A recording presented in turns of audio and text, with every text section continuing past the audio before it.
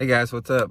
Welcome back here to another edition of Intuitive Angling, and really appreciate everybody out there making some time out of your day to check the video out. It's always much appreciated. And today, guys, we're going to be having sort of an analysis of the Bassmaster versus MLF. Which is the better circuit. Sort of talk about maybe the pluses and minuses of both organizations. I get a lot of comments, people, that follow either tournament fishing a lot or just casually. They ask a lot about that, so I'm going to give you guys my opinion on it because I fished bass full time for well over 20 years, and fished at a career with FLW, which is now MLF, for close to the same period. So I got a pretty good feel for it, I think. So gonna get into that. So real quick, guys, just a couple quick housekeeping tips to remind you guys. I just wanted to let everybody know out there, anyone interested in booking an on-the-water lesson with me, just shoot me a private message on my Facebook page, Randy Blockett Professional Angler. I can give you all the details with that. And also, today is our final day for the solar bat sale on my signature series, RB2 series sunglasses. If you guys are interested in getting a pair, you can get them at 25% off. Today's the last day, and when you buy a pair, you get a promo code for 50% off anything on the Solar Bat website. So I'll put that in the description here. Much appreciated.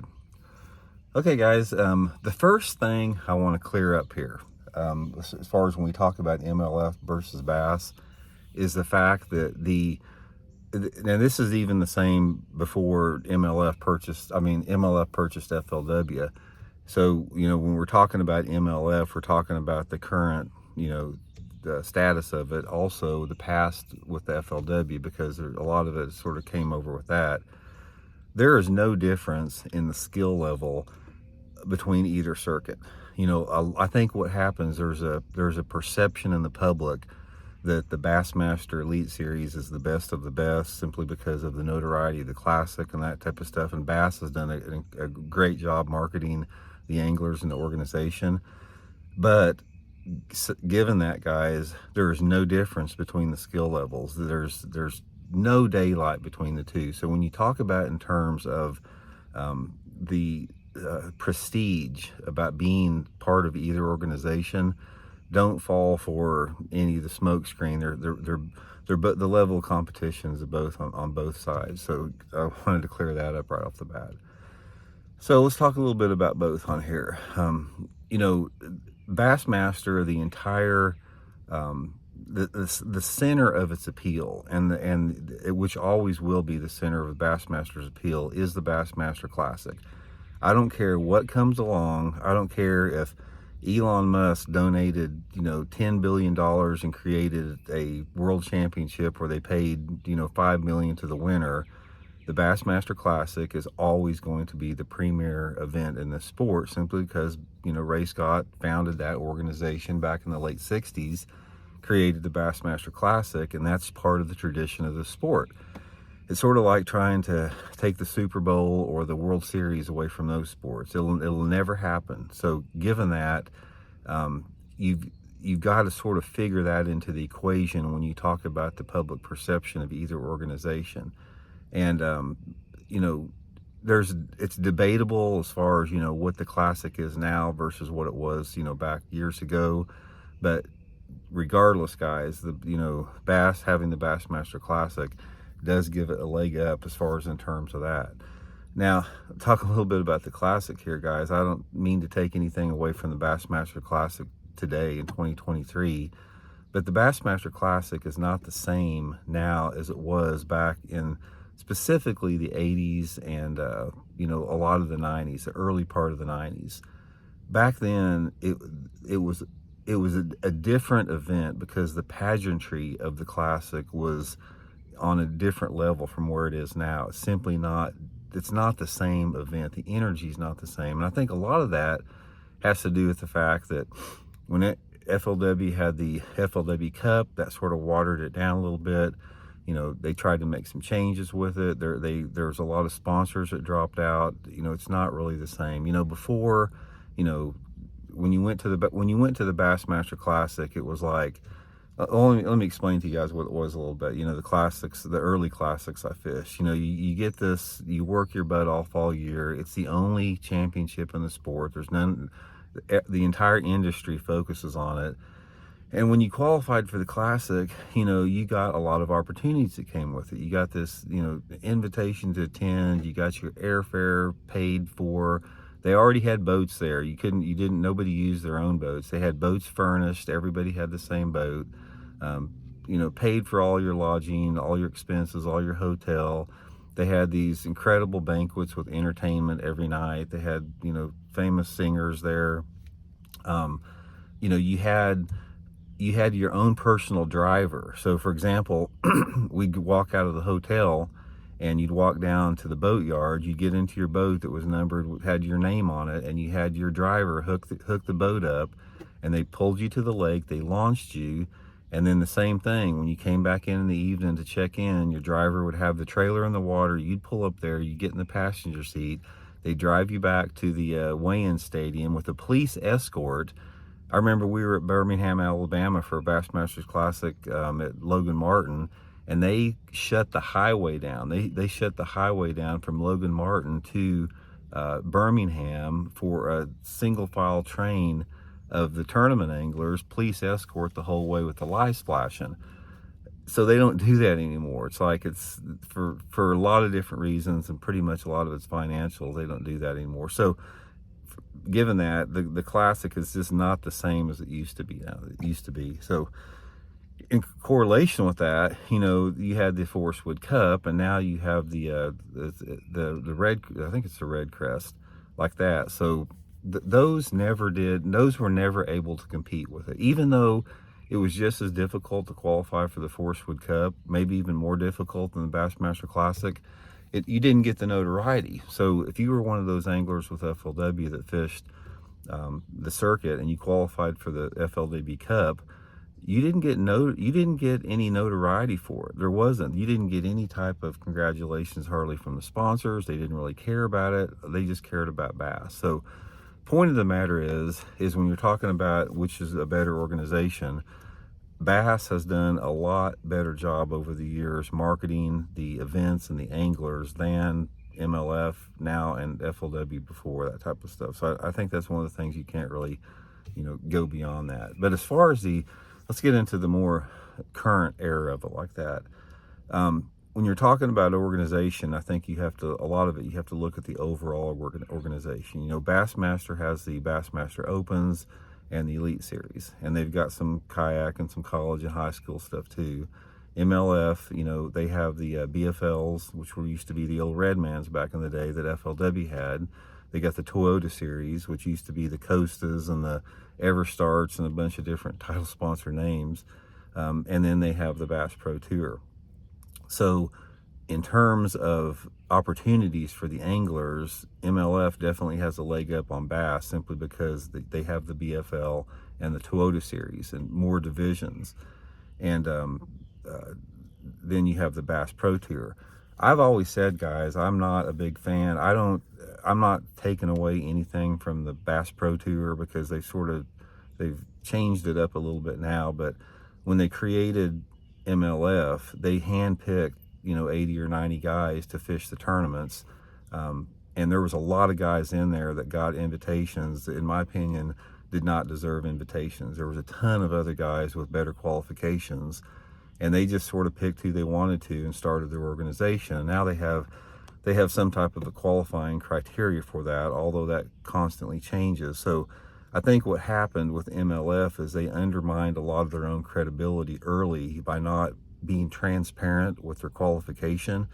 If they would have said, okay, we're starting this MLF tour, and here's what we're going to do. We're going to take out of the country, in order to qualify for this, we're going to take a combination of the guys that have won the most all-time money winnings and the guys that have qualified for the most Bassmaster Classics and FLW Cups. And we're going to go down a list. We're going to pick that, we're going to pick 80 guys based upon that system, all-time winnings, classic qualifications, cup qualifications, all that type of stuff. Then you would have had a legitimate qualifying criteria, but they didn't do that. And in retrospect, they hurt themselves with that. So that's always been one of my pet peeves with that. So like I said, you can do what you want. It's their organization. They're going to do what they want with it. But Bassmaster, like I said, they've been all over the place. Bass was sort of the same way. You know, back in 2004, I got an invitation to fish the Bassmaster Elite Series, as a lot of us did, that were at the top of our game back in 2004, based upon our performance, our all-time winnings, classics, that type of stuff. You know, our participation in the Bassmaster top 100s and top 150s. So they at least had some type of a qualification criteria, but over the years their qualification criteria has been a little bit foggy. They've got a bunch of legends exemptions that seem there's no clear-cut or they've been all over the place as far as what that is and how long they last. And then the people that qualify for the Elite Series, they've changed that up a ton. It used to be a lot more than it was now. Then they'd work down the list and all this type of stuff. So what I'm saying on that is, when you're talking about the tour level event on both circuits, there's been a lot of inconsistency and gray area in that. And I understand that there's a lot of challenges, you know, to run an organization, and obviously everybody does the best that they can. But you know, me looking at it as a perfect world, as an armchair tournament organization owner, I would have definitely done some better things. But in terms of the overall opportunities presented to anglers, I'm going to give MLF the win on this, simply because of the BFLs and the Toyota Series. You know, Bassmaster with the Opens, you know, they provide that avenue, but it's not quite the same, because it doesn't allow the anglers that simply don't have the time to travel or the money. It doesn't afford them that same opportunity. So MLF definitely has the upper hand when it comes to being all-inclusive with the anglers out there. Another thing with that, guys, is I'm going to tell you something right now. People, they look at the Toyota Series and the BFLs as some type of a lower level circuit. Guys, I'm going to tell you something right now. There is hardly no separation between the talent on the BFLs, the Toyota Series, or the Bass Pro Tour, or the Elite Series. If you have a tournament, let's say, for example, if you have a tournament here on Table Rock Lake, and you had a BFL tournament one day, and then the next day or something you had a Bassmaster Elite Series, it's not going to take any more or any less to win the tournament or get a check. In fact, it usually will probably take more to win the tournament on a BFL, because there's more locals. The level of competition that we have right now it's completely changed the game. Back 20-25 years ago, you know, the FLW Tour excuse me, dang allergies here. The Bassmaster, the 20-25 years ago, the separation between talent was massive. It's like the guys that fished the Bassmasters top 150s and the FLWs, they were, you know, they were way far advanced as far as the overall talent level from like a BFL or a Toyota Series. It's not like that anymore. The information highway has got people where they're close to the same, even at the BFL level. So from that standpoint, you know, it's just another one of those aspects in our sport that's changed. So overall, like I said, when you're talking about other events like the college and high school, you know, those type of things, I think they're pretty similar on that. So when you're looking about which is the best organization, it's like there's no way to really say, because both of the organizations have pluses and excuse me, they have dang both of the organizations have pluses and minuses to them. So, you know, if you're wanting to be part of the sport, if you want to be part of competitive fishing, you know, obviously you probably have more opportunities with MLF. If you want to make a career out of the sport and try to earn a living through fishing and try to be more of a pure hardcore tournament angler, I think Bassmaster is probably the route to go, because even today, when you qualify for the Classic, it does hold more weight than on the Bass Pro Tour. Because I got to be honest with you guys, I'm not trying to you know, say anything bad about MLF, but I don't follow it. I don't follow the Bass Pro Tour because it doesn't hold my attention for whatever reason. It's like they're it's like there's so many different ins and outs to it, and it just doesn't hold my attention for whatever reason, and Bassmaster does. So, and again, some people they like that. Some people they like the Bass Pro format. They've got a following there. It's sort of like apples and oranges, I guess. But